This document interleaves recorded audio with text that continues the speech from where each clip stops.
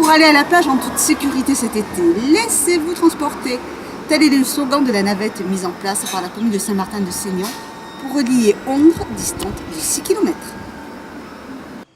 Pour inaugurer cette toute première navette des plages, élus et commerçants qui participent à l'opération ont testé le trajet qui dessert 5 points stratégiques de la commune entre le bourg et le quartier neuf. Nous avons adopté un circuit en boucle de façon à garantir les horaires de ce bus. Et donc le bus partira du camping Loup-Petit-Poun, s'arrêtera ensuite au niveau du quartier du Château d'Eau, sur son premier arrêt, au niveau de la Poste, de façon à desservir ce qu'on appelle le quartier neuf de Saint-Martin. Puis ensuite au niveau de l'école Émile Cros, c'est donc la desserte du bourg de Saint-Martin. Et enfin sur la route d'Ondres, au niveau de ce qu'on appelle chez nous le Château Rouge. Voilà. Il y a donc au total 5 arrêts.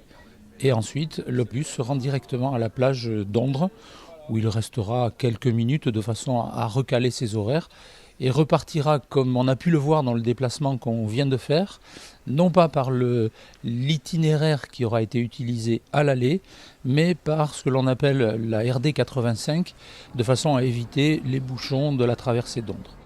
Fini donc les bouchons et les problèmes de stationnement pour les usagers de la navette qui devront s'acquitter d'1 € par trajet.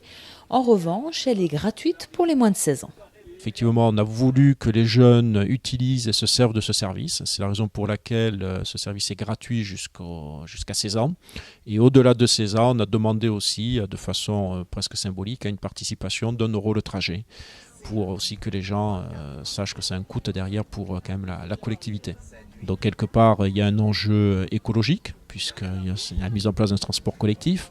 Il y a un enjeu aussi de sécurité, puisque les gens, surtout les jeunes, je pense à ceux qui prennent les scooters, c'est quand même beaucoup plus sûr de prendre un bus. Il y a un gain de temps énorme, puisque le bus arrivera directement sur la plage d'Ondres.